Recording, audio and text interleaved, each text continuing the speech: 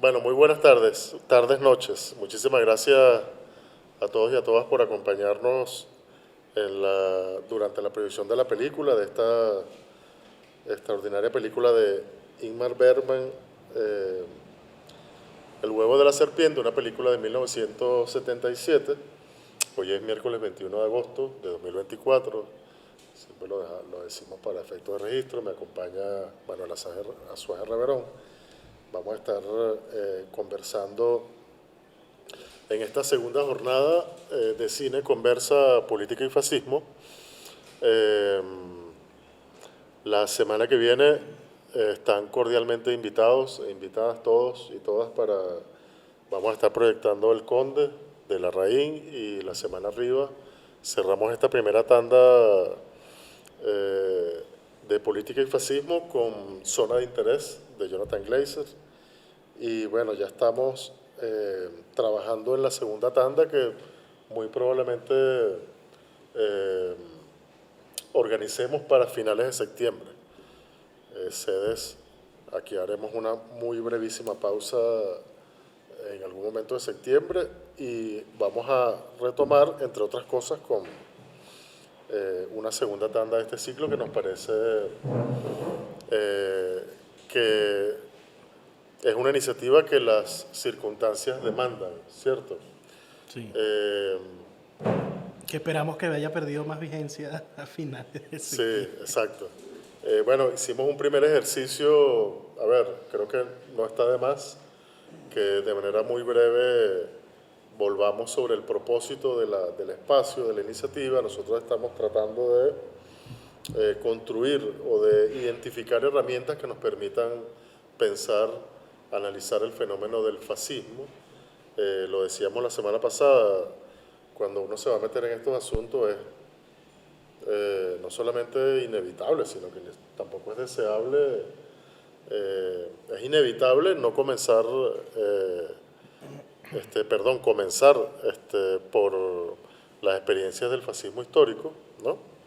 En este caso, en el caso de la semana pasada, el documental de Mikhail Rom, El fascismo ordinario, la experiencia nazi, fundamentalmente, aunque también toca un poco Mussolini. Ya veíamos cómo, además, este era un documental que contenía una crítica bastante sugerente, muy inteligente y al mismo tiempo audaz de la misma Unión Soviética.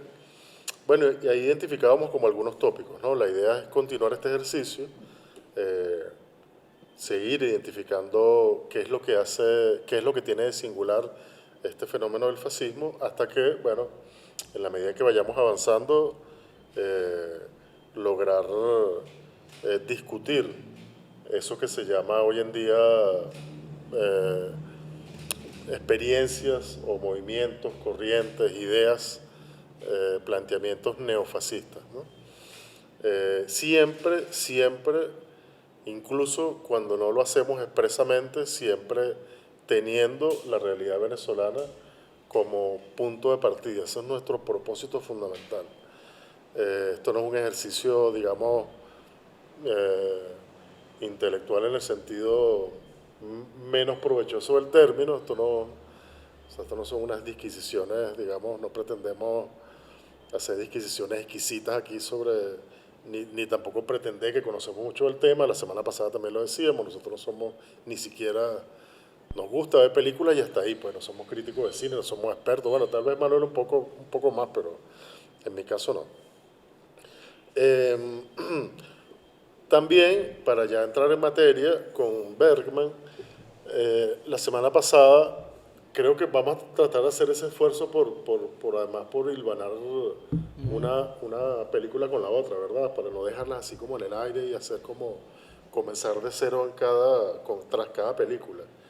Una de las cosas que decíamos la semana pasada, eh, a propósito del fascismo ordinario, era que faltaba como este análisis de todos los estragos a nivel de ruptura de vínculos sociales que había producido la experiencia de la hiperinflación, ¿no? Eh, yo que no soy un conocedor del tema, seguramente hay alguna otra obra que trabaje esto con mayor lucidez o de manera más explícita, etcétera, no sé. A mí me parece que esta película tiene, o mejor dicho, si uno la ve desde esa perspectiva o con eso en mente, teniendo eso en mente, buscando eso, o sea, cómo se manifiesta ese impacto que tiene la hiperinflación, el fenómeno específico de la hiperinflación en el cuerpo social, en la formación social, en la sociedad alemana, creo que no se consigue con demasiadas pistas muy interesantes, muy interesantes. Y como suele suceder con las buenas películas, uno la ve la segunda, la tercera vez y ve más cosas, ¿no? Descubre más cosas. Eh, bueno, fíjense, esta es una película que comienza, la primera vez que la vi recientemente, yo la había visto hace mucho tiempo, este,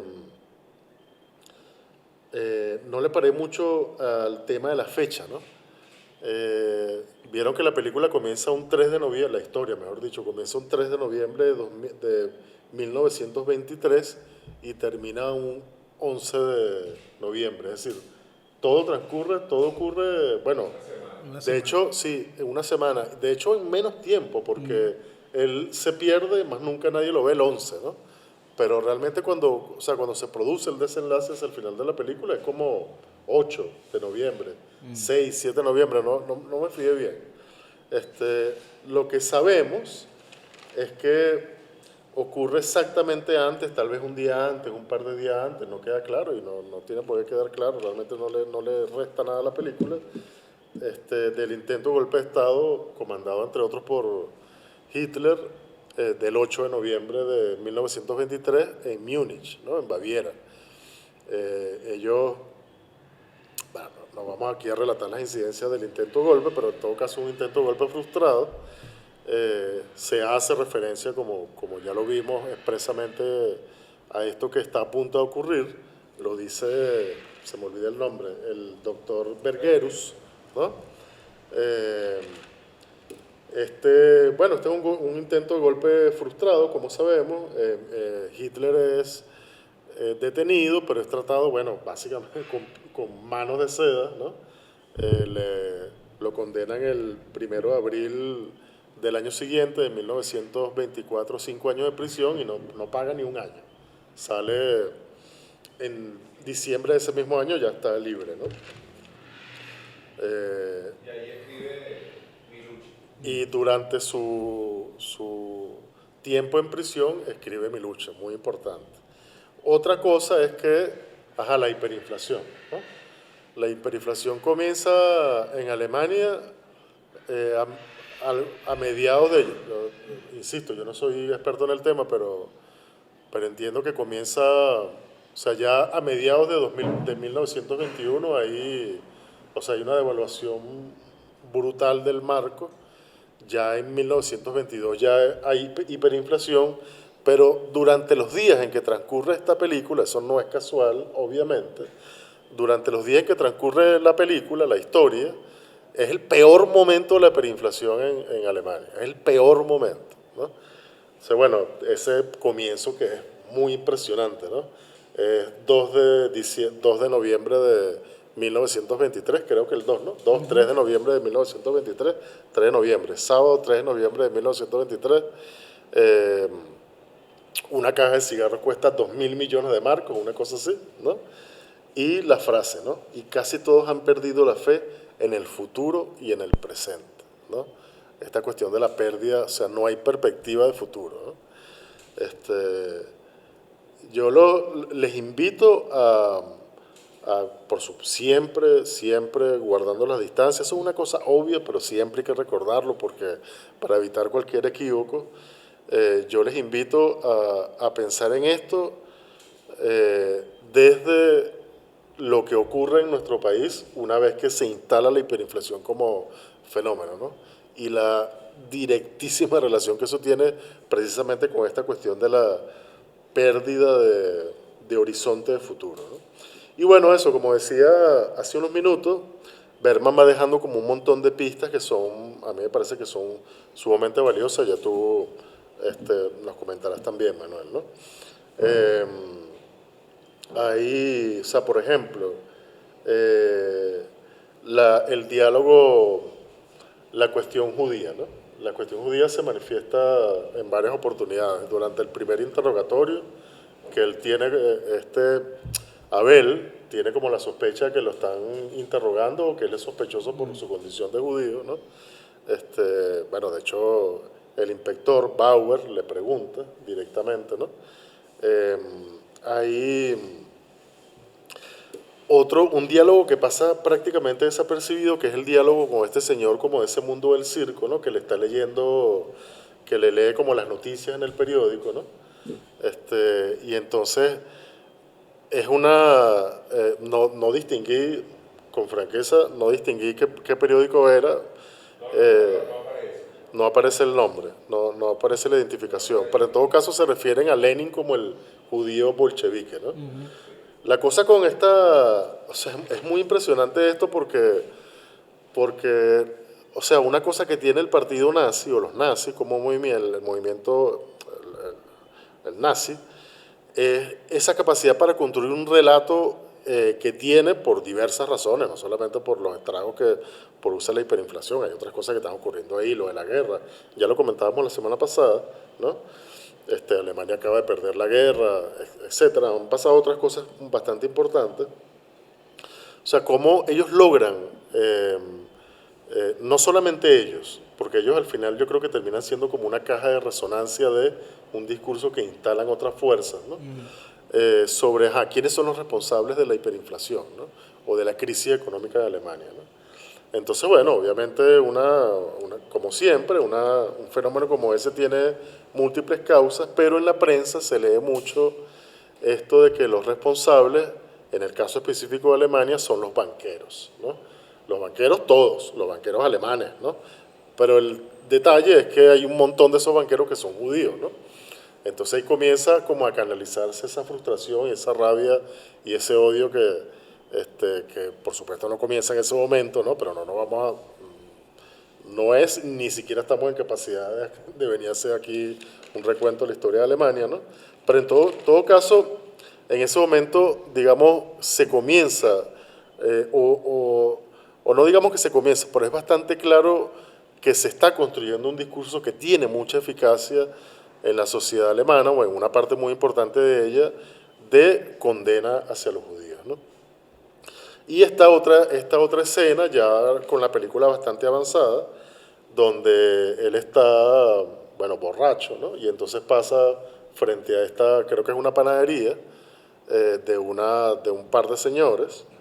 Una tienda Este, de telas, ¿no? Algo así era. no sé, la verdad es que no identifiqué qué tienda. Bueno, ahí donde rompe la vidriera, ¿no?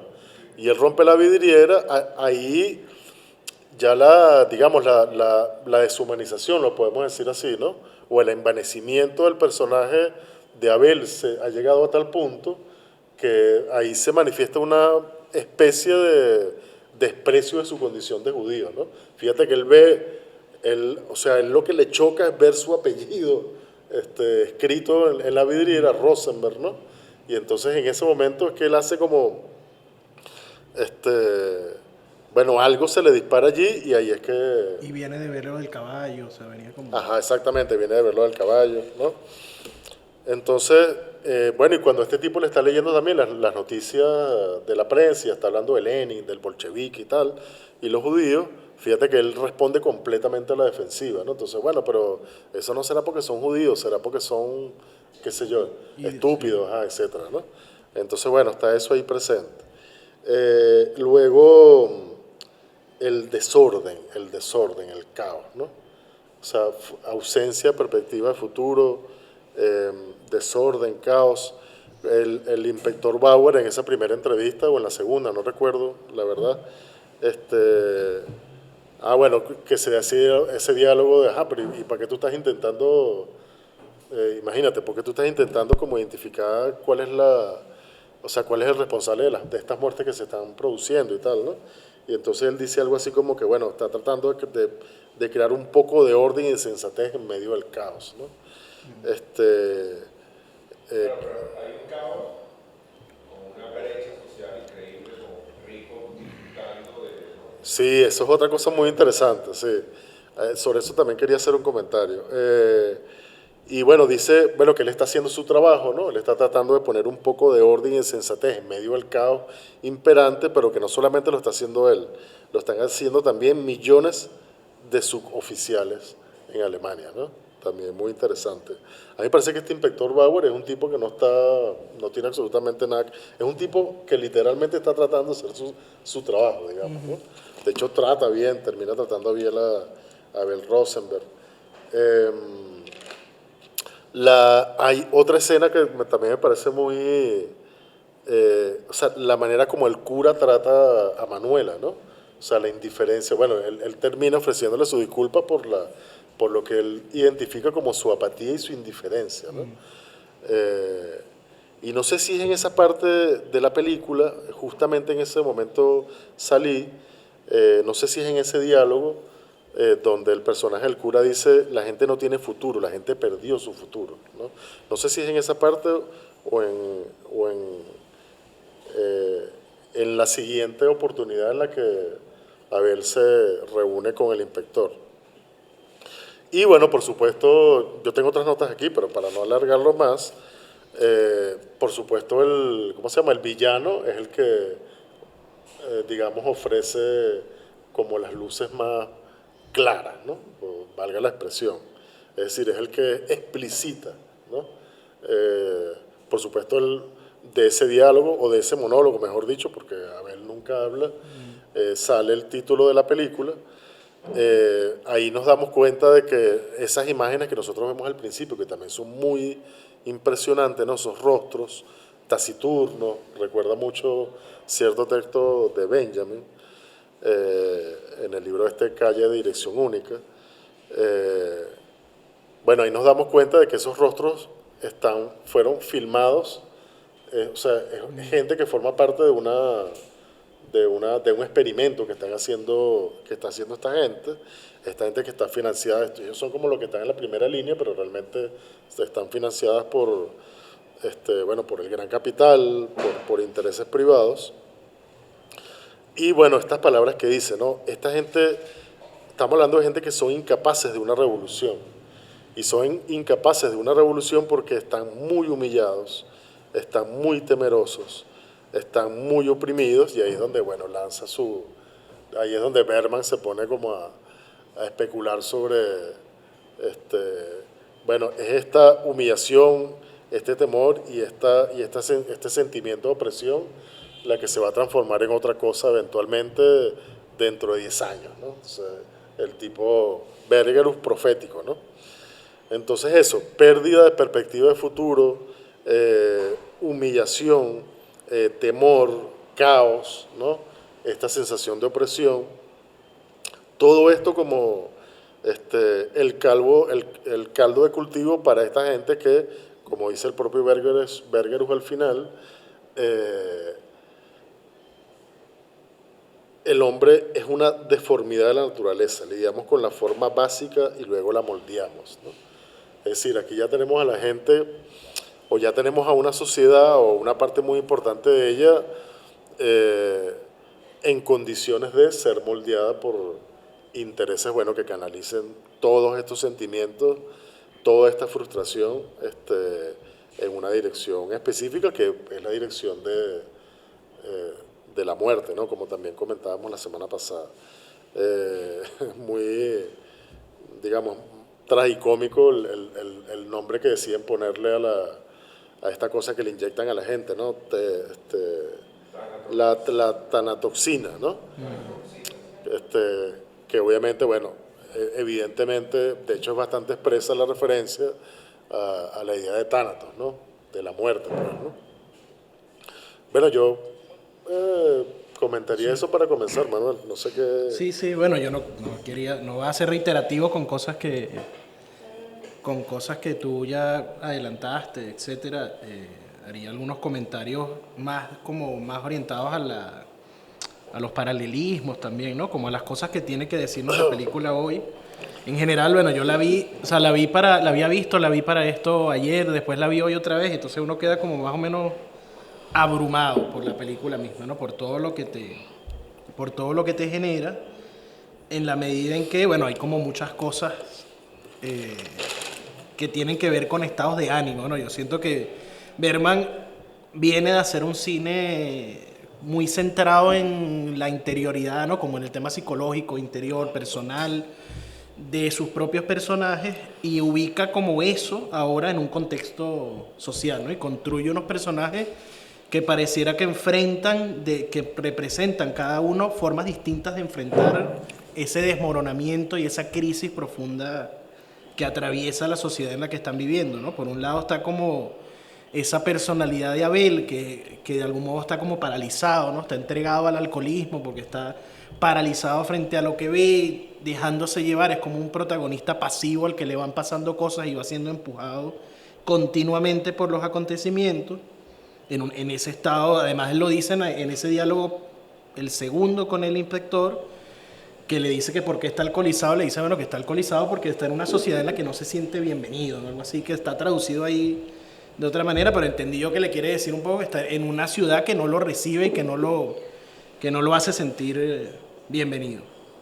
Y luego está esa personalidad, que es como esa personalidad de, frente a esa circunstancia, se va por el consumo de alcohol, de drogas, etcétera, y esa absoluta inacción de alguna manera. Por otro lado, el personaje de Manuela construye una actitud que se mueve permanentemente entre mantener cierta esperanza, ¿no? Cierta voluntad. Ella intenta decirle que sí se pueden hacer cosas, que están bien, lo intenta animar continuamente en diversos momentos, pero está lidiando con su propio dolor, ¿no? También está lidiando en ese intento de ver parte de posibilidades y de esperanza en esa situación. También está desesperada, angustiada, se lo presenta en la conversación con el cura, en ese intento, como esa lucha por sobrevivir en el mundo hostil, en esa situación creciente.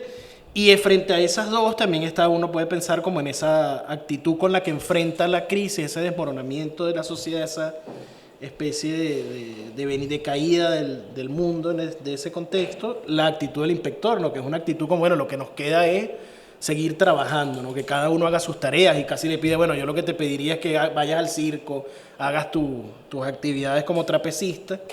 Y en esas tres personalidades uno puede pensar como tres actitudes de enfrentar lo que pasa, ¿no? Y claro, en alguna medida pensaba en la actitud del inspector, que es como esa actitud de, bueno, vamos a intentar mantener el orden, vamos a seguir haciendo las cosas, que además es la actitud, y él lo hace de referencia, ¿no? La actitud de un funcionario que está viendo que hay una parálisis, que está viendo que hay una especie de Estado que se desmorona, y su única defensa frente a eso es, bueno, voy a hacerlo mi trabajo. Y voy a intentar hacer mi trabajo de la mejor manera posible. Pero uno puede ver o pensar esas tres personalidades y diría yo como centralmente la personalidad del inspector en función de, bueno, hasta qué punto lidian más activamente con la situación. Porque ninguna de las tres termina como de afrontar la crisis ese desmoronamiento de la sociedad alemana, eso que se viene, que es esa violencia creciente, que es la destrucción como moral de la sociedad. Y al final, cuando el propio inspector no se da cuenta y dice, bueno, que Hitler fue derrotado por la fuerza de la democracia alemana, hace como un acto de fe en una cosa que básicamente lo que le estaba diciendo antes Hans a Abel es que, bueno, eso es una farsa, realmente lo van a derrotar ahora, pero lo que está ocurriendo va mucho más subterráneamente. Entonces pensaba un poco a razón como de esas personalidades, también pensaba en la idea que plantea Hannah Arendt sobre la banalidad del mal, en el sentido de, bueno, cómo enfrentar ese mal, ¿no? Enfrentar ese mal desde que no hay ninguna de las tres actitudes lo enfrenta a fin de cuentas, ¿no? Una de las actitudes es, bueno, seguir trabajando, intentar mantener casi como psicológicamente también, bueno, un estado de cosas, salir, hacer las cosas, trabajar. Otra actitud es entregarse al alcohol y a las cosas, y otra actitud es intentar como lidiar con esa desesperación y mantener algo de esperanza, que es como esa figura de Manuela.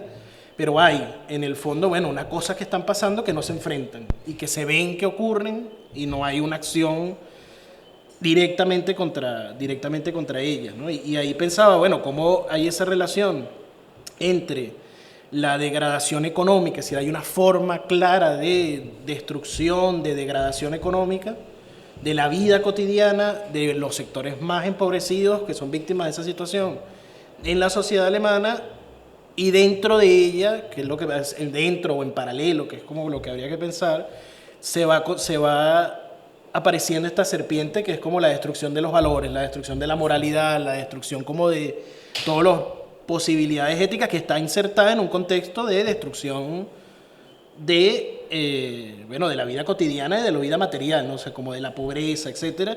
Y ahí juega, o plantea muy claramente los contrastes de clase Bergman, cuando plantea, cómo se entregan, que uno lo puede pensar que es casi la misma actitud de Abel, pero con mucha plata, ¿no? Entregarse hay una situación destructiva y de desmoronamiento de la sociedad, y los ricos lo que están haciendo es vivir en una fiesta permanente enloquecedora, que se contrasta entre un montón de gente en una pobreza casi absoluta, comiéndose un caballo en el medio de la calle, y entras en un salón y hay un desenfreno y la gente está bailando, etcétera, y cómo se genera ese contraste en la sociedad, ¿no? Por un lado, que es muy antagónico entre la gente que está padeciendo y que está casi imposibilitada de vivir, y esta otra gente que está como en una fiesta, y en el medio, una violencia que va creciendo cada vez más, las fuerzas paramilitares que intentan porque son fuerzas, son paramilitares, al fin de cuentas son como fuerzas que están creándose ahí, que aparece además un Estado que no actúa, que son estos policías que ven que está pasando una cosa, y los policías, y el otro lo ve y dice, aquí está pasando algo, sí,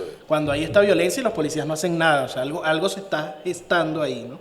Entonces pensaba cómo se enfocan esas personalidades, cómo se construye una visión de lo que ocurre en la cotidianidad, cómo enfrentar en la vida cotidiana, y luego esa idea de cotidianidad que también está como muy presente en nuestro mundo contemporáneo, que es la idea de, la existencia de la vida cotidiana es evidencia de que no está pasando nada.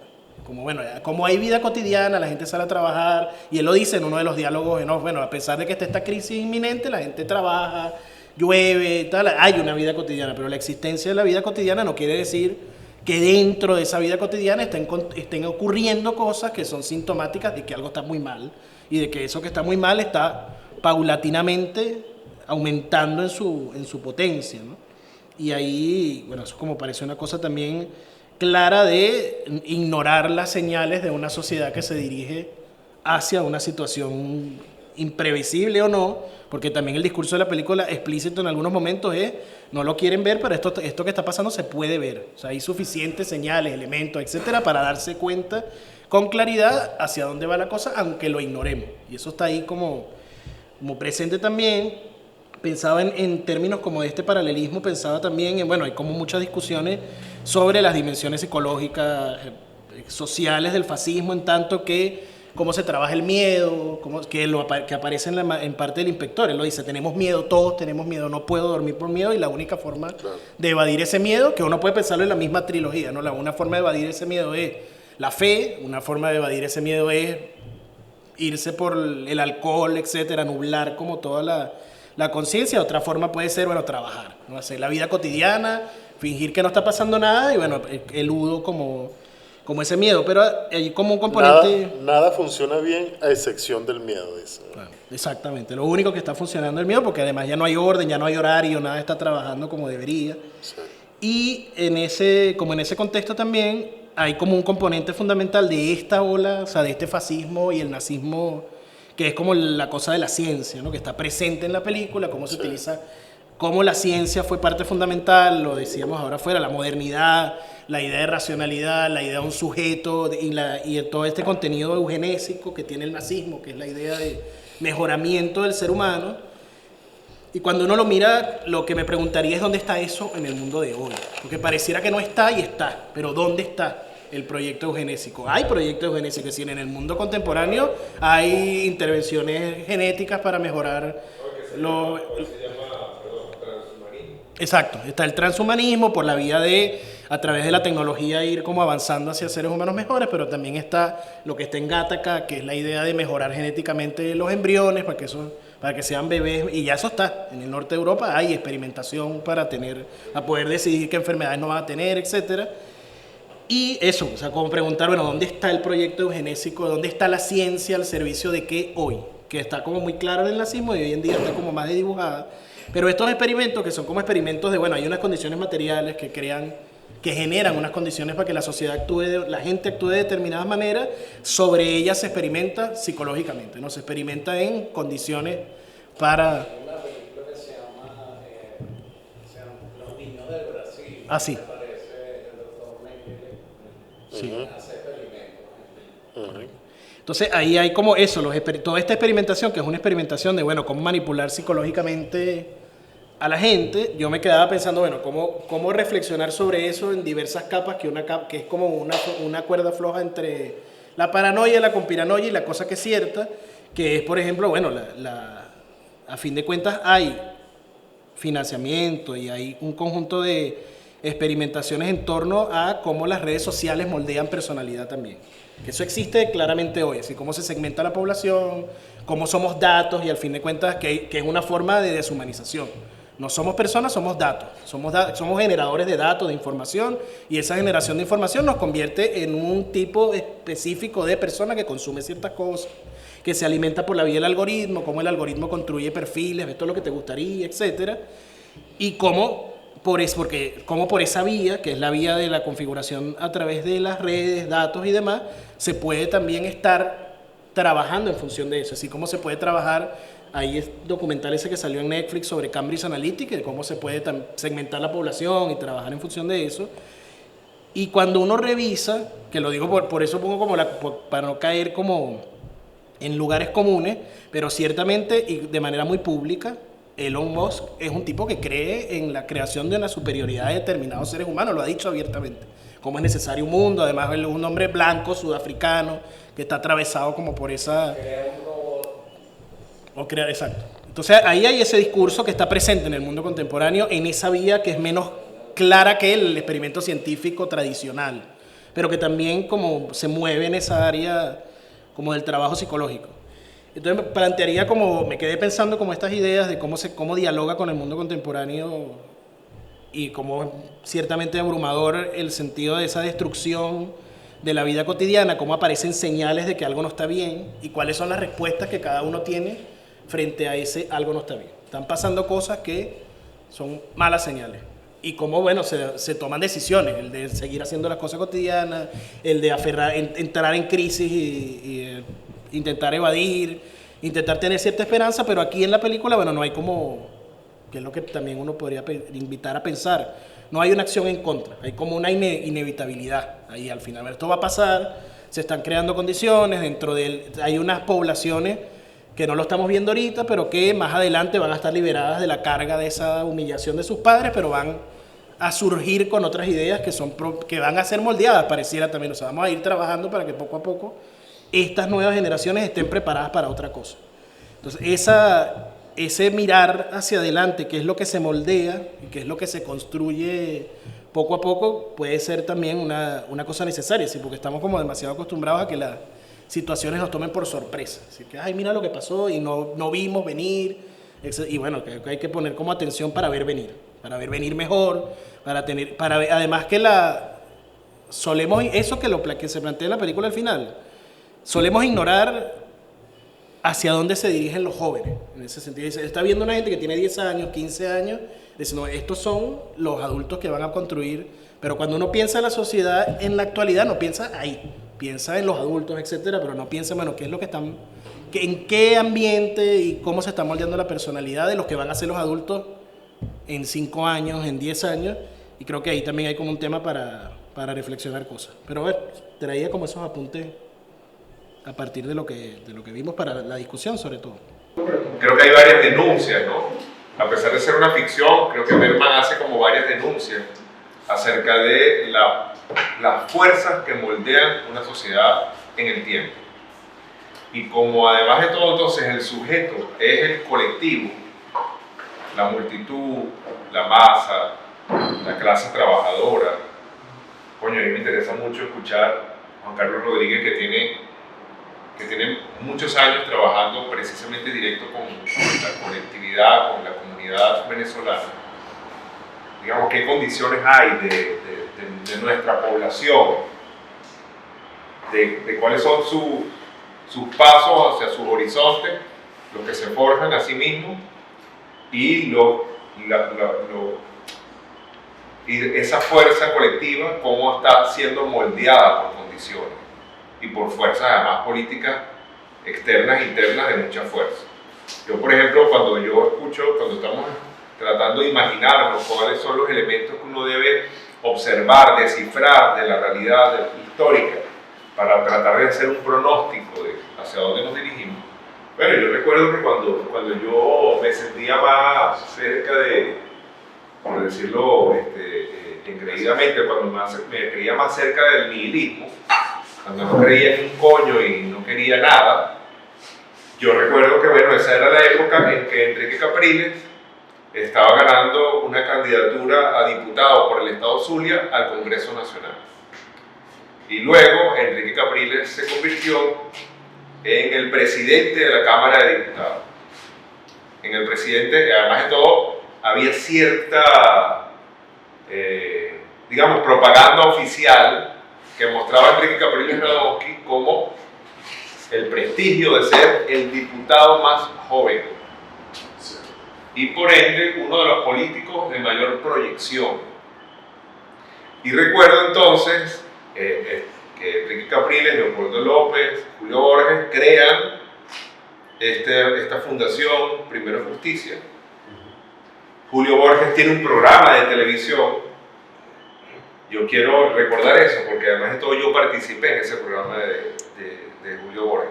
Justicia para todos. Justicia para Todos, que el programa era, digamos, vendido como una especie de modelo de lo que podía ser, porque estaba en ese momento en el Congreso, había varias leyes para crear la justicia de paz y para crear, gracias a la municipalización que vivíamos en ese momento. Participar en calidad de queso, ¿verdad? Bueno, te voy a es que bueno, ese programa era un fake. Ese programa era un fake. Y uno de mis amigos, grandes amigos, cineastas, fue productor. Y una vez, esa anécdota se la puedo contar rapidito para no fastidiarlo. Una vez él se le había caído un caso, pasó por la UCB, yo estaba en Tierra de Nadie haciendo lo que todo el mundo hacía en Tierra de Nadie en los años 90. Y me dijo, coño, pana, mira, me pasó esto y tal. ¿Qué crees tú que podemos hacer? Y digo, bueno, vamos a montar una vaina nosotros. Vamos a montar una vaina nosotros. Busqué una muchacha que estaba en Tierra de Nadie haciendo lo mismo que yo y le planteé, vamos a hacer una vaina de acoso sexual, yo te estoy acosando y montamos una vaina, nos vamos con este par y grabamos el programa y así lo hicimos. Y bueno, tuvo consecuencias porque luego mi mamá me llamó, coño, que te estás metiendo en un pedo. Pasaron ese tipo de cosas.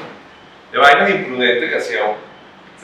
Pero lo importante es que Julio Borges tenía un perfil en la televisión venezolana, en Venevisión, en horario estelar, después de las telenovelas de la tarde. Sí. Leopoldo López y Enrique Capriles y Carlos Ocariz y el otro, ¿cómo se llama? Caldera, Juan Carlos Caldera, estaban creando esta asociación. Sí. Y ahí tenemos que situarnos en el futuro que fue.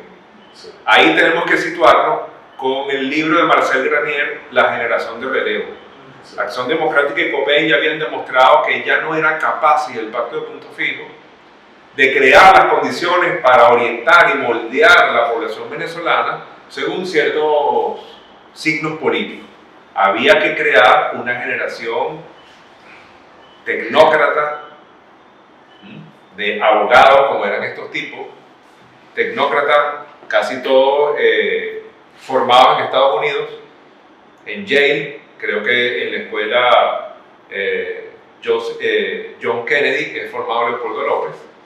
Es decir, allí había una generación de la nueva forma del neoliberalismo en Venezuela.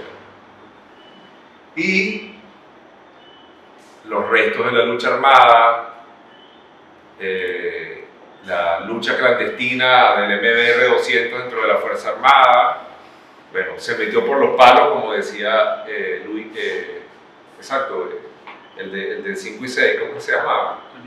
Ali Khan, se le metió por los palos esta revolución y creó nuevas condiciones. Pero hoy estamos en otro momento.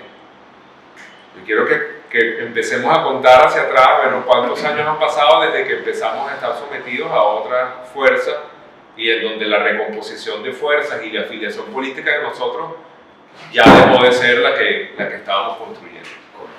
Lo dejo ahí. tratar de entender un poco más a fondo el fascismo y qué es. Sobre todo el fascismo contemporáneo, ¿no? O la expresión moderna del fascismo. Y ahorita ya fuera comentaba, bueno, toda esta vaina es culpa de Hegel, porque es que en el fondo es el sistema de pensamiento de la muerte llevado a su máxima expresión. O sea, hasta dónde podemos llegar con el sistema de pensamiento de la muerte que se basa en la exaltación del yo, la negación del otro y la negación del ser. O sea, cuando tú inventas el yo, que es la operación hegeliana por excelencia, y niegas el ser, niegas al otro, y ahí empieza el sistema de pensamiento de la muerte y ya está, eso es expresión. Eso no se ha acabado, el sistema de pensamiento de la muerte. Pero es una expresión de hasta dónde puede llegar. Y bueno, supongo que lo iremos viendo en las demás películas, ¿no? Y es la modernidad. La modernidad es la forma de organización del sistema de pensamiento de la muerte. Pero refinada, pues evolucionada en términos históricos, porque el sistema de pensamiento de la muerte no es de ahora. Pero entonces viene Hegel y le monta toda una lógica y lo normaliza. Y al final el doctor en la película dice, es que es lógico. Todo esto es lógico. Usando la lógica desde la construcción del yo, desde el egocentrismo, todo eso es lógico. O sea, no hay irracionalidad en el asunto. Eso por un lado, ¿no? Eso, digamos, haciendo esa lectura. Ahora, ¿cómo tú, Venezuela? La película pasada veíamos, bueno, lo que diga el Führer es orden. Dudar es traición.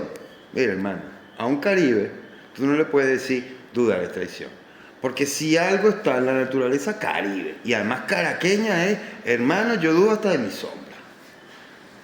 O sea que aquí el aplanamiento y la estupidización no va a funcionar. Aquí somos todos una pila de malandros que desconfiamos hasta de nuestra mamá y no van a poder aplanarnos la cabeza para meternos una ideología que yo llamo dualismo fratricida, ¿no? Que solamente está en las redes, en los discursos, pero en la calle eso no está. O sea, ese dualismo de esa construcción psicológica de un enemigo que te viene a agredir y tal, no, eso no, en la calle eso no está, eso no existe, por más que insistan en tratar de construir un otro que viene a aniquilarte, ¿no? Ese aniquilamiento mutuo que no está, no existe. Entonces, bueno, eso yo creo que es una cosa que como no cala, pues se agota muy rápido, no lo vas a poder aguantar.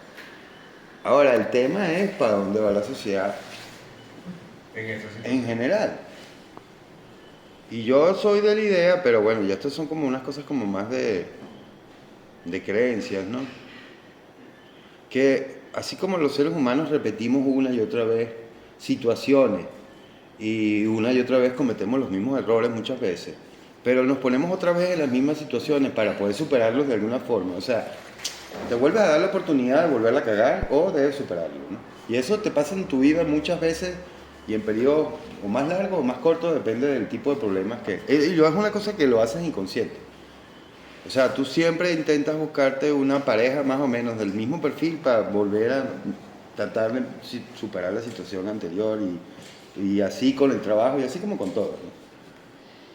Yo creo que la nación, el país, la sociedad venezolana se vuelve a poner en situaciones que ya hemos vivido en tiempos anteriores como república. A mí esto se me parece mucho con demasiado a Páez y la Constitución de 1831, las elecciones donde le robaron la cosa a Antonio Locado Guzmán y le robaron las elecciones a los liberales. El surgimiento del ejército del pueblo zamorano, del pueblo soberano, o sea, todo eso me parece como mucho con demasiado, pero como mucho, Y yo no estoy diciendo aquí tratando de ser profeta de nada, pero creo que como está tan en el inconsciente, eso va a volver a salir. O sea, si algo va a pasar, se parece más a lo que somos que a lo que no somos, ¿no?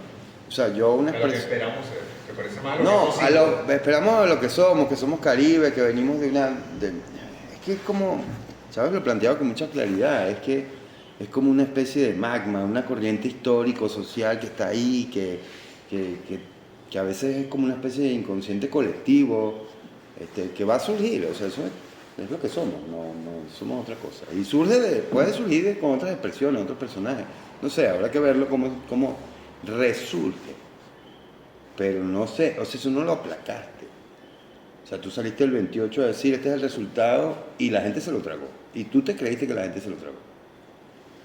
No es así no se usan las cosas. Ahora, ¿cómo eso resurge? ¿Cómo luego se manifiesta? ¿Cómo se organiza? ¿Bajo qué figura? ¿No?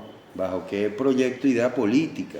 Porque ahorita, dicho, pues, ponerse a llorar, pero en el sentido de que es como el aniquilamiento de la política, ¿no? O sea, en este momento estamos viendo un aniquilamiento de la política, y los que queremos hacer política, o sea, yo no sé ni de qué agarrarnos, o sea, para poder tratar de hacer política, ¿no? Entonces, que también ahí hay un aniquilamiento de la política, pero desde en otras circunstancias, otro sentido, ¿no?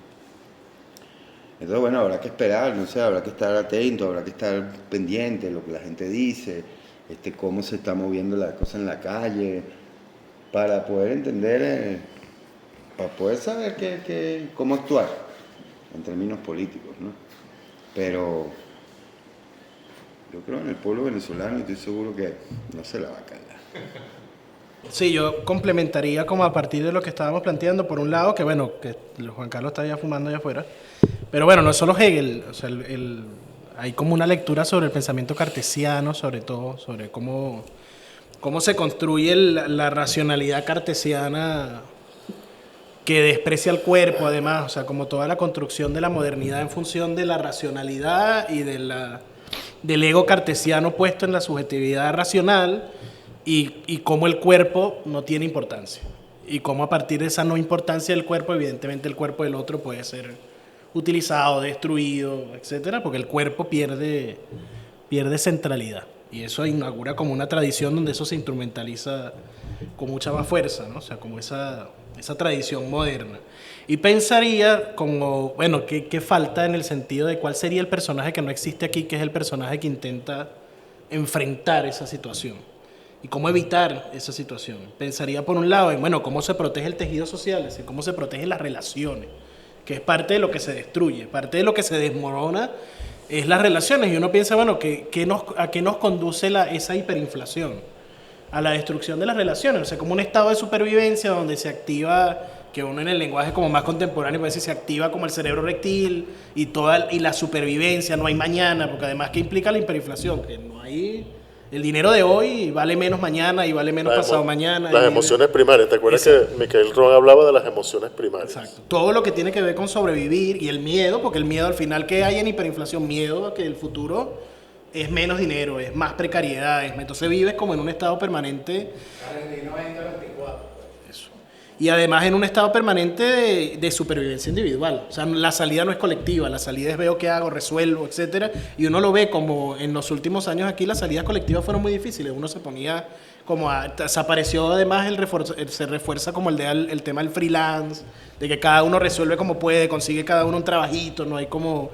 Y luego, bueno, por otro lado se refuerza como la idea del emprendimiento, que es exactamente lo mismo. La idea del emprendimiento es sálvese quien pueda y que cada uno vea cómo emprende, que vende, hace tortas. Si tú das clase, bueno, no das clase, das una tortica, vende unas galletas.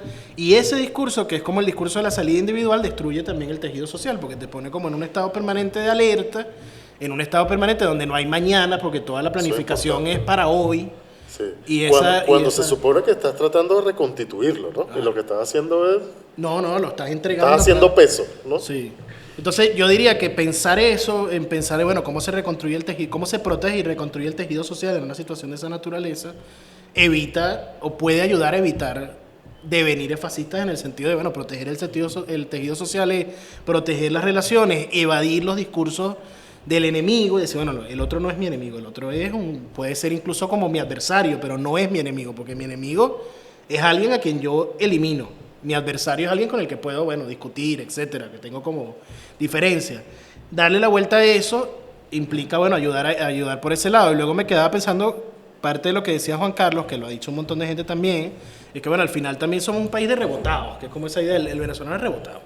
Entonces esa idea de, bueno, que puede contribuir a no te vas a dejar, te rebota. Es decir, ante el poder hay una lógica de rebotarse, ante la idea de homogenización y tal, bueno, yo tengo derecho a rebotarme, a decir, no me la calo, no me impones tu vaina, y esa... Pero además hacerlo de manera ladina, Sí, claro. indecible.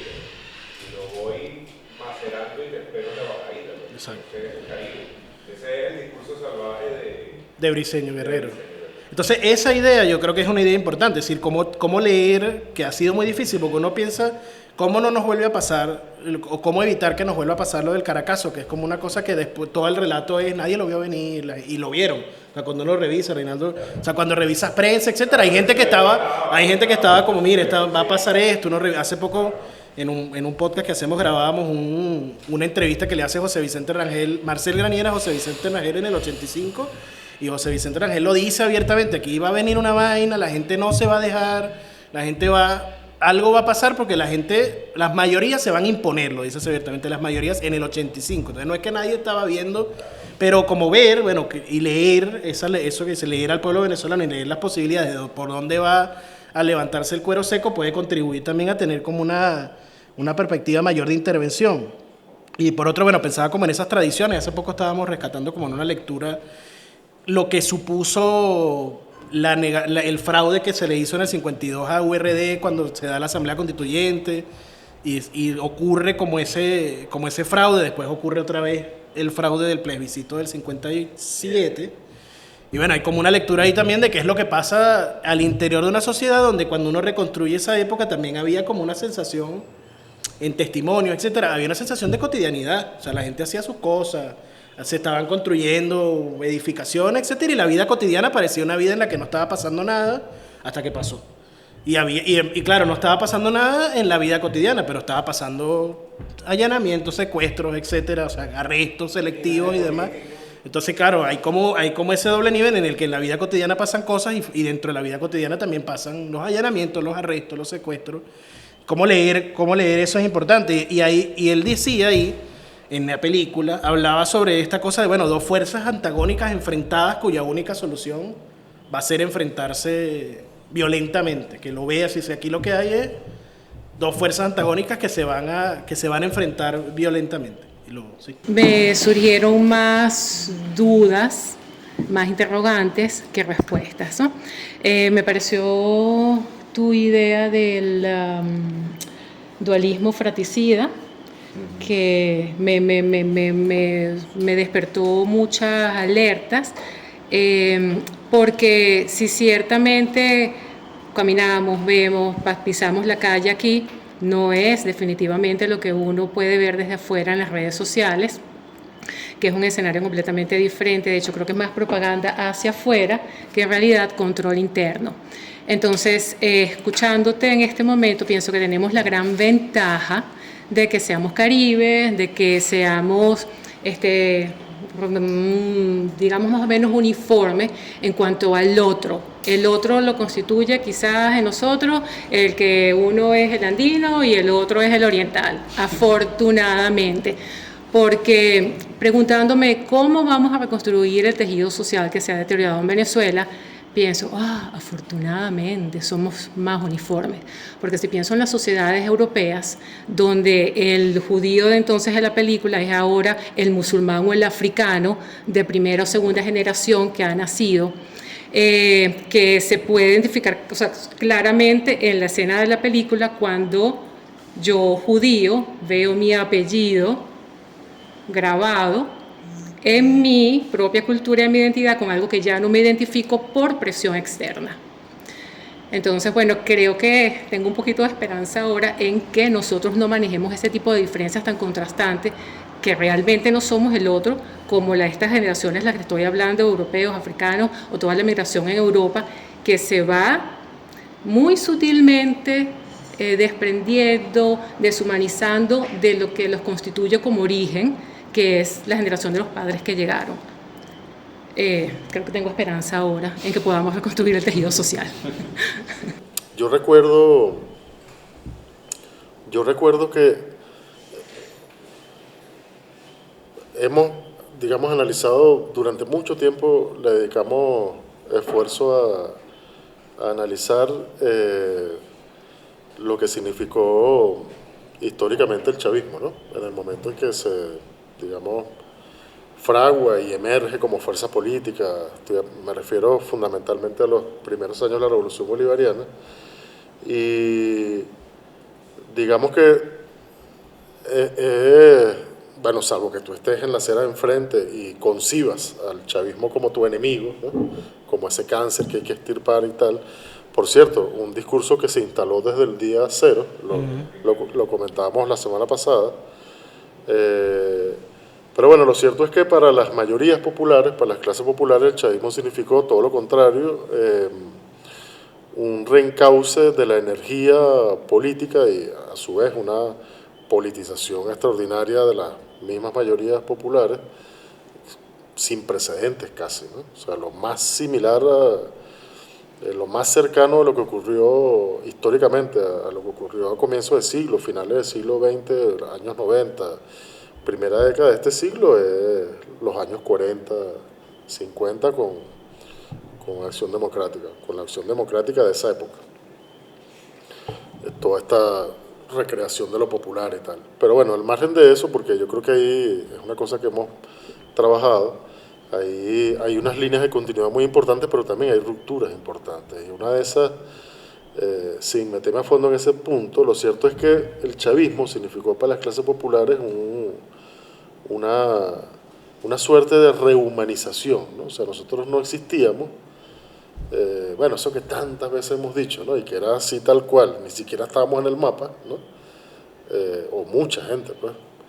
Mucha gente, pues yo siempre fui clase media baja, ¿no? Clase media popular, pero una parte muy importante de la sociedad venezolana, yo siempre he vivido en bloques, ¿no? En edificios, bloques. Yo estaba en el mapa. Históricamente he vivido en edificios de clase media trabajadora, clase media baja. Pero hay una parte importante de la sociedad venezolana que no existía, era invisible, ¿no? No estaba ni siquiera en el mapa. Y bueno, no solamente el hecho de que eventualmente estuviera en el mapa simplemente fue el correlato político de una realidad que iba mucho más allá, que apuntaba a eso, como a la dignificación de las mayorías, ¿no? Es decir, hubo una frente a un discurso que te criminalizaba, estigmatizaba, etcétera. Y a esto quería llegar, es muy cómico viendo, o sea, digamos, en este espacio pues que estamos analizando el tema del fascismo, es muy cómico recordar cómo era un tópico, era un cliché al que apelaban sistemáticamente los articulistas de opinión de la época, ¿no? Comparar a Chávez con Hitler, ¿no? Y al chavismo con el nazismo cuando eran fenómenos políticos absolutamente antagónicos. Y creo que o sea, si a mí me apuran, ¿no? Ajá, pero ¿y qué era eso que los distinguía? Es justamente que en lugar de temor, de ausencia de perspectiva de futuro, de sensación de caos, de desorden, en lugar de humillación, en lugar de miedo, era todo lo contrario, muy impresionante, ¿no? Y era como reencauzar toda esa energía política que se había expresado el 27 de febrero, o sea, hacía apenas una década, un poquito más, en la dirección completamente contraria, ¿no? O sea, una suerte como de voluntad de vida, ¿no? Claro, y exacto, vía politización, con protagonismo de la gente, y con protagonismo de la gente me refiero fundamentalmente a perspectivas de futuro, ¿no? O sea, a la existencia de un horizonte. O sea, como en los 90 no veíamos una luz al final del túnel, y como en el 2000 era como teníamos el mundo a nuestros pies, ¿no? Y lo más dramático es que esto no es romantizar lo que ocurría, o sea, esto no es como una versión interesada de los hechos, esto es lo que te puedo decir la mayoría de la gente de cómo vivió ese momento de la historia venezolana. Luego tú puedes hacer 1000 críticas, porque además la crítica la hacía en primer lugar el propio chavismo, que siempre fue muy rebotado, siempre históricamente. Entonces no hace falta que nadie venga a hacerla porque el mismo chavismo siempre fue sumamente crítico. Ahora, a mí me parece que de la misma manera que uno dice eso, que uno da cuenta de eso, voy a repetir una cosa que he planteado aquí mismo en sedes, en varias oportunidades, a propósito de distintas cosas. Cuando nos hemos sentado a hablar de fotografía, he planteado esto, en varias oportunidades. O sea, si uno no es capaz de construir un relato eficaz sobre lo que ha ocurrido en Venezuela durante la última década, no hay futuro. O sea, no hay manera. Primero, no tienes capacidad de comprender. Y segundo, es muy difícil saber por dónde van los tiros, ¿no? Muy complicado. Y aquí las fuerzas políticas, o digamos que porque en Venezuela, lo voy a repetir también, lo que hay es una profundísima crisis de representación política. Las dos principales minorías políticas lo que tienen son relatos profundamente ineficaces sobre lo que ocurrió, ¿no? Además con discursos, o sea, que también lo comentábamos, discursos que tienden a monstrificar el otro. Y bueno, nosotros tenemos la ventaja de que, concha, le hemos hecho hemos tenido como el mínimo cuidado, y a eso me voy a referir a una cosa que comentabas ahorita, que es lo del inspector Bauer, ¿no? Y lo de seguir haciendo lo que hay que hacer.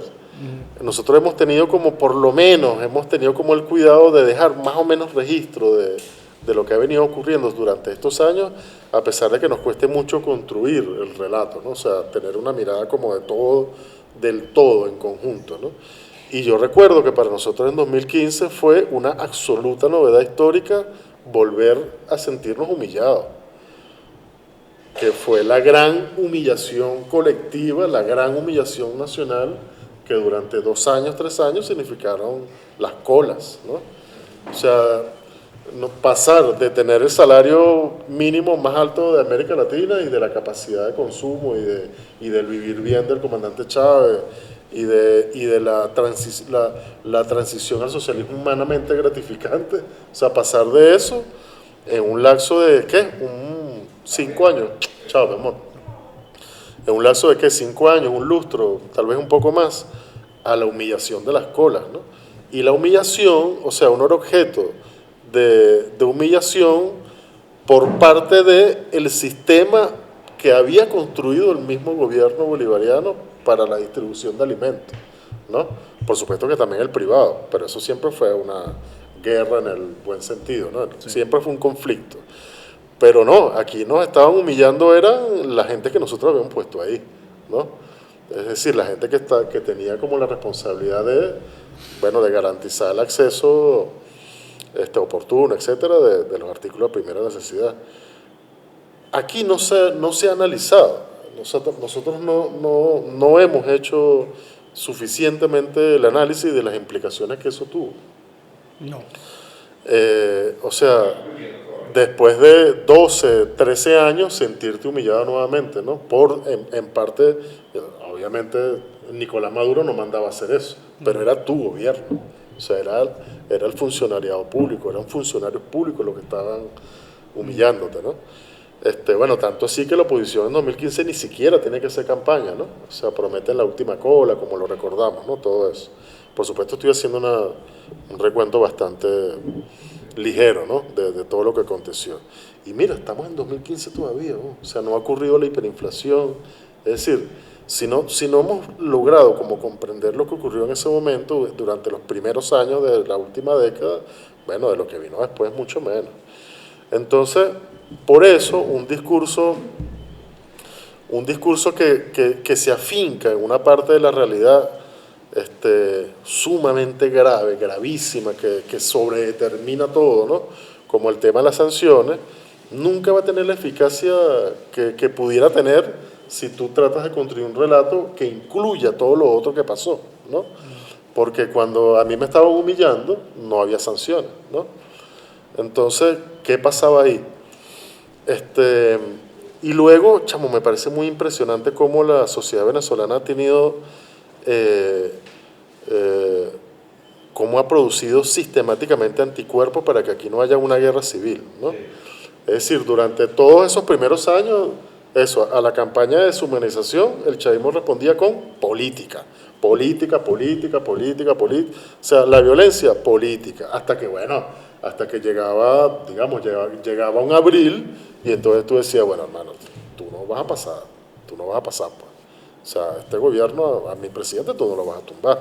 Y está bien, lo tumbaste, yo lo vuelvo a poner ahí, ¿no? Y no hubo guerra civil. Y así durante todos esos años, es decir, un conflicto permanentemente dirimido en la arena política y específicamente en la electoral. Y luego tú te pones a ver, con las guarimbas sucede algo muy similar, ¿no? Sucede algo muy similar. Es decir, yo recuerdo que también era parte del análisis que hacíamos en 2017, que es una parte de la historia que no se cuenta, es una cosa impresionante, ¿no? Como yo recuerdo, siempre pongo ese ejemplo porque me parece el más dramático, ¿no? El de los motorizados, que comenzaron a poner las guayas y los motorizados, bueno, degollándose los motorizados, y los motorizados, bueno, hermano, nosotros no la escalamos más, o sea, ¿qué es esto? ¿Qué vaina es esta, no? Y entonces, bueno, alguien responsablemente le dice, no, hermano, tú no puedes responder en los mismos términos porque es como caer en el juego lo que ellos quieren, ¿no? Y cómo termina, o sea, yo creo que el chavismo todavía en 2017 tiene el suficiente arresto como para contener la violencia y actuar, bueno, a costa de... O sea, lo que quiero decir es que si el chavismo responde exactamente en los mismos términos de manera permanente, bueno, aquí hubiera ocurrido una guerra civil. Yo estoy... Bueno, para allá voy. Sí, para allá voy. Y creo que en 2019 ocurre algo similar y creo que ahorita también ocurre algo muy similar. O sea, pareciera que contrario, digamos, a la intención. Por una parte, viste que hay como un montón de condiciones materiales, ¿no? Que por eso que es tan bueno ver este tipo de cosas, este tipo de películas. Hay como una cantidad de condicionantes materiales que bien pueden apuntar a, epa, no, mira, o sea, aquí podemos estar a las puertas de una cosa bien fea. Aquí podemos estar a las puertas de que la ultraderecha capitaliza electoralmente el malestar popular, ¿no? Una gente que sabemos que es facha, ¿no? Pero tú tienes que plantearte todas las preguntas, porque si no estás siendo muy deshonesto políticamente. Pero ¿y cómo tú permites que la ultraderecha capitalice el malestar popular, ¿no? ¿Qué hiciste mal? ¿Qué dejaste de hacer? ¿No? Algo muy grave estás haciendo o estás dejando de hacer. ¿Será acaso porque aquí no hay espacio para la política? ¿Será acaso que aquí no hay espacio para... O sea, ¿será acaso que tú no estás haciendo lo suficiente como para sumar fuerza? ¿Será acaso que tú lo que estás haciendo al contrario es expulsar fuerzas, ¿no? Expulsar porque tú crees que dividiendo a la oposición vas a lograr prevalecer. O sea, ¿será acaso que, o sea, no estamos en esta situación en la que estamos porque tú apostaste a otra cosa distinta que no es la política, ¿no? Contrario a lo que hizo el chavismo durante Chávez, para decirlo, y durante los primeros años del presidente Nicolás Maduro. Entonces,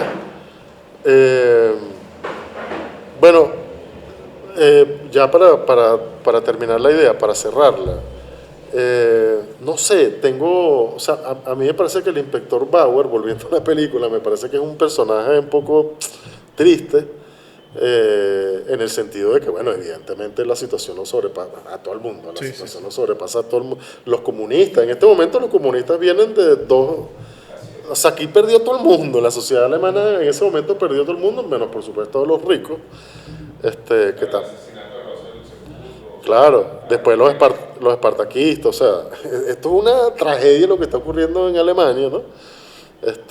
Y bueno, y todavía pasarían muchas cosas durante esa década, hasta el 33. Y bueno, ciertamente este es un tipo del que la realidad lo sobrepasa absolutamente, ¿no? Pero creo es que me viene a la cabeza, es que a propósito de este ciclo hemos estado como viendo cosas y discutiendo sobre películas. Y hay otra que probablemente la incluyamos en la tanda, es una cosa que no hemos decidido Manuel y yo, que es el sacrificio de Tarkovsky, ¿no? Viste que aquí se trabaja el tema ese del sacrificio y tal. Y bueno, sin adelantarme a la trama de la película, viste que ahí lo que está como en juego, entre muchas otras cosas, es el tema de persistir, chamo, ¿no? Persistir. Es decir, cuando la sociedad cuando los vínculos sociales están deteriorándose a paso acelerado y tú no vislumbras como eso, como una perspectiva de futuro, hermano, es importante que cada quien haga mínimamente lo que tiene que hacer, ¿no? Cada quien haga mínimamente lo que tiene que hacer, porque es que tú tienes que garantizar la vida. O sea, tú tienes que garantizar, ¿qué es la cotidianidad, no? O sea, ¿qué es eso que uno llama la cotidianidad? Bueno, se puede ser muchas cosas y se puede dar una respuesta a esa pregunta desde muchas perspectivas, pero en una respuesta, digamos, materialista. Chamo, es la pelea por garantizar la capacidad de reproducirte como en tanto fuerza de trabajo, ¿no? Bueno, no, hablando en términos no tan chocantemente marxistas, yo creo que la cotidianidad, ese garantizar un mínimo de normalidad es, oye hermano, yo tengo que garantizar por lo menos, o sea, que la vida continúe, ¿no? Que la vida continúe, a pesar de que yo no tengo, o precisamente, Manuel, como yo no tengo la capacidad de transformar mis condiciones ahorita, por lo menos que estos tipos no me terminen como de imponer completamente una agenda, bueno, que no es la mía, pues, ¿no? Que es la de ellos, pues. Hay una distancia tremenda entre la agenda que me quieren imponer. O sea, la cotidianidad puede ser una manera de tú decir, mira hermano, aquí el ritmo lo impongo yo.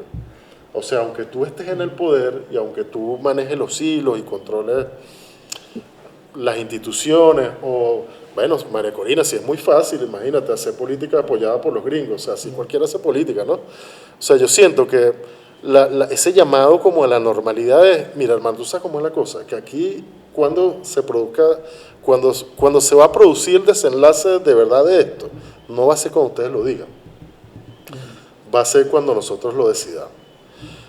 ¿Cómo? No sabemos porque es que no tenemos líderes que nos representen, no tenemos una identidad política en la que nos reconozcamos, no tenemos un partidito en el cual militar, ¿no? O sea, no vislumbramos salida, pero en todo caso aquí, y mientras tanto, está bien, vale, está bien. Como tú decías, eso es una cosa, ahora, chamo, una de las cosas más caribes que puede haber en esta vida.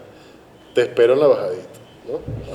Y la sociedad venezolana está como permanentemente esperando en la bajadita a quienes creen que están por arriba todo el tiempo, ¿no? Entonces sí creo que esa pulsión como igualitarista de la sociedad venezolana es una cosa como muy dura, ¿no? O sea, muy dura en el sentido de persistente. Entonces, bueno, el inspector Bauer encarna eso, no lo creo, pero creo que ese como seguir adelante es en parte lo que nos ha permitido, seguir adelante durante Chávez, seguir adelante durante estas coyunturas de una violencia muy fuerte, muy fea, y seguir adelante ahora, ¿no? Esta normalidad como expectante, esta normalidad como que, bueno, ¿cómo es que dicen ahora? Mira, hermano, aquí todo el mundo sabe lo que pasó, pero bueno, está bien, vale, está bien, como tú digas, pero nosotros en algún momento, eventualmente, te vamos a hacer saber qué es lo que nosotros pensamos realmente, ¿no? Entonces, bueno, me parece que estos son como documentos que te permiten como identificar eso. Primero, herramientas de análisis. Segundo, cónchale, me parece que pueden funcionar como advertencias. Y bueno, cuando vienen del arte, por supuesto, siempre es además gratificante, ¿no? Hacer el ejercicio. Pero también, me parece que también nos sirven, que es el ejercicio que tú hacías, me gustó mucho esa parte, también nos permiten pensar en qué es lo que nos falta, qué es lo que no está allí.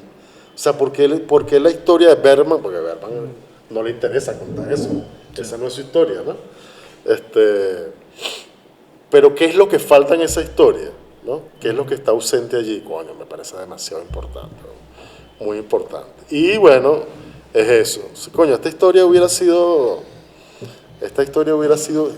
redondita si hubiera la persona que dice, ¿sabes cómo es la cosa? Aquí no van a llegar los nazis más al poder. pero el problema fue que llegaron. Claro, sí, claro, ya es prospectiva, igual es como... Sí. Reinaldo, hay un tema de la normalización como evasión. Claro. La normalización como, ya va, pana, que para mí eso no es lo fundamental para mí en este momento. Yo mañana tengo que llevar comida para casa, no tengo plata en el bolsillo, y lo lamento tú y tu aniquilamiento mutuo. Yo mañana voy a ir con mi moto y voy a sacar papas. Hay una ambivalencia allí. El inspector representa a la sociedad alemana que intenta evadir lo que está sucediendo, porque Los hechos le van a pasar por encima. se queda de estupefacta de pensar de que han llegado a ese punto. Entonces trata de negar eso. O sea, ¿cómo los alemanes llegamos a este punto? Sí. ¿No? Él está todo el tiempo negando la posibilidad de que la gran Alemania del Kaiser... Alemania sin horarios. Sí. Exactamente. Los ¿Cómo alemanes posible sí. estés enfrascado en tratar de, Sí, con concebible. su hacer, negar lo que está pasando? ¿No? Exacto.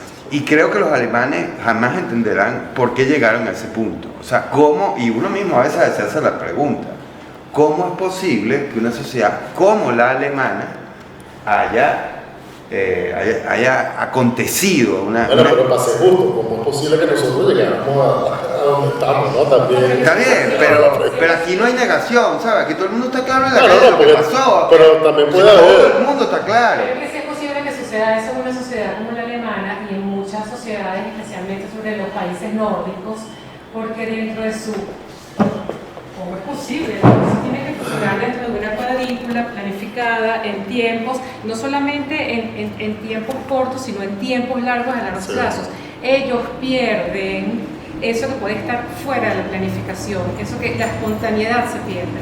Mira, Claro. el simple hecho de que para tú hacer una cita con mi panita de la vida, diga, ya va, mira, vamos a tomar un cafecito, déjame agarrar la agenda, a ver si yo, dentro, y funciona de esta manera, a ver si yo, esta semana no puedo porque tengo trabajo, tengo curso, tengo médico, tengo reunión con los muchachos del colegio, la semana que viene no, porque el miércoles entonces libro y ese día no me toca porque yo libro ese día. Entonces así, ellos dentro de su planificación y su estructuración no ven la espontaneidad, no ven lo que surge, que gracias a nuestro Caribe y a muchas cosas, sí podríamos tener un margen de error en el Lo que pasa es contemplemos que, mira, ciertas esas cosas. cosas tan horrorosas que sucedieron, no las puedo justificar con un tema de materialidad o un tema de costumbre. A mí me parece que lo que opera en el fondo es la absoluta negación del otro. O sea, el aniquilamiento del otro pasa por la inexistencia del otro. O sea, cuando tienes que borrarlo de su... ontológicamente, tú lo tienes que desaparecer. Porque en el momento que tú lo desapareces en términos ontológicos, tú lo puedes aniquilar. Sin remordimiento de ningún tipo. O sea, porque es lógico. Porque es lógico. Entonces la negación de la otredad, del otro, pero a nivel ontológico, por eso que yo digo que el yo sustituye al ser, porque es un nivel de sustitución, de construcción sobre la ontología del ser. O sea, desaparece incluso la ontología del ser.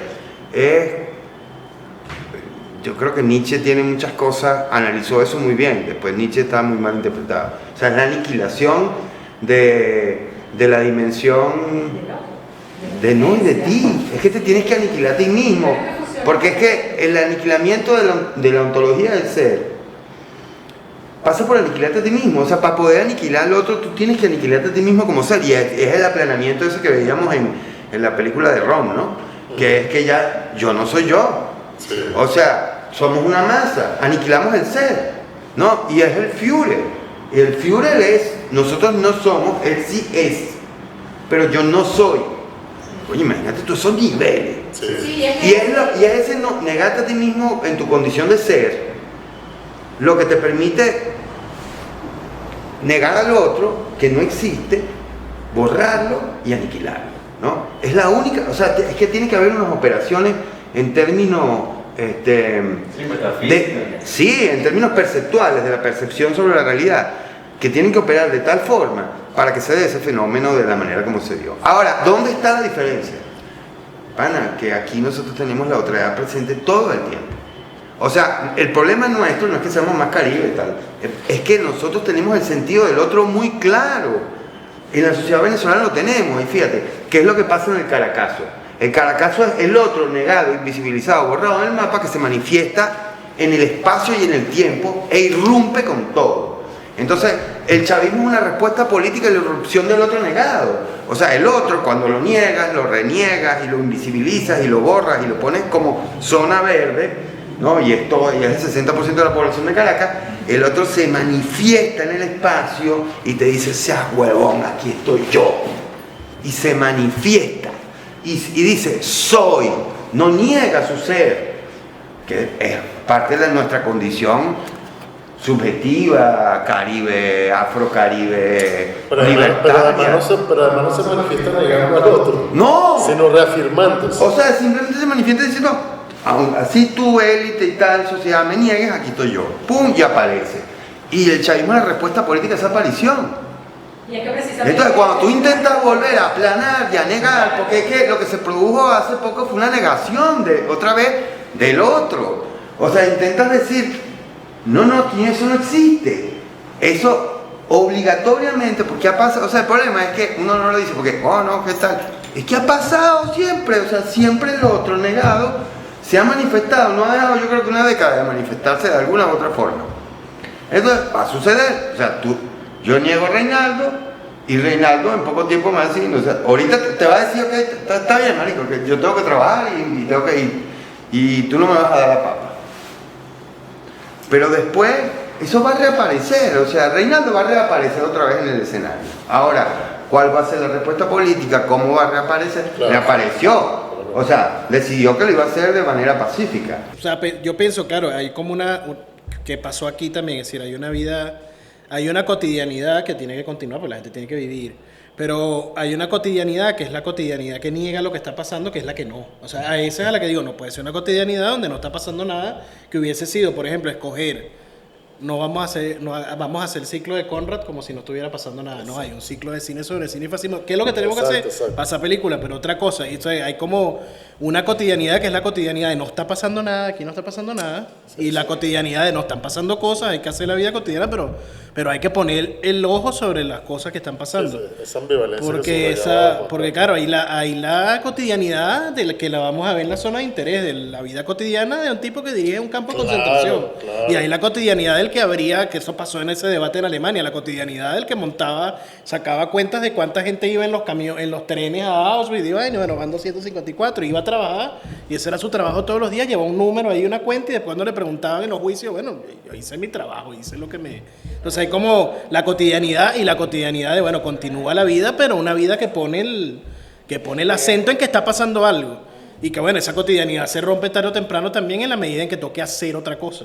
Enfrentarse, sublevarse, activarse o lo que sea ante una situación que dice, bueno, aquí si no hacemos algo, el tren continúa. Pero a esa es la que yo diría, no, obviamente que hay que continuar la vida. Y también pienso que, porque ¿qué pasó aquí antes del 28? Yo creo que yo no escuché a nadie decir, no, si la gente se va a armar un peo. La mayoría de la gente pensaba, no, la vida cotidiana se va a imponer y la gente el lunes va a salir a trabajar, la cajera va a ir para el supermercado, el Yumi va a ir a su Yumi, y resulta que el lunes tomó por sorpresa que la gente tiene su vida cotidiana y dice, bueno, yo me monto en mi Yumi, pero yo vi Yumi en la protesta en su moto de Yumi, con su traje de Yumi, con su casco de Yumi, y estaban igual ahí como, bueno, te entrego el delivery, pero también vengo, o sea, haciendo como dentro de mi carrera hay cotidianidad también por otra cosa. Entonces eso va a pasar, o sea, la gente tiene tiempo de su cotidianidad, pero también tiene tiempo de rebotarse en mayor o menor medida dentro de su vida cotidiana, y puede ocurrir una pausa para hacer otras cosas. Yo voy a lanzar aquí que siempre lo pienso, lo hemos hablado con un poco de gente, pero aprovecho de dejar a Reinaldo con la responsabilidad, pues yo creo que aquí hay que hacer un Pégale Candela 2, que es el Pégale Candela del chavismo hasta el... Porque Pégale Candela recorre los 80, los 90, pero aquí hay que hacer un documental otra vez que relate la historia de esto. O una serie, porque hay un trabajo ahí pendiente, que además del otro lado se está haciendo. Aquí hay unas 10 películas del 2015 en adelante, 5 o 7 que tratan de las colas, o sea, que construyen un relato de una perspectiva de ese tiempo. Y del otro lado hay, bueno, no sé, un Cupido sin no me meter con ningún cineasta, pero películas que van por otra vía.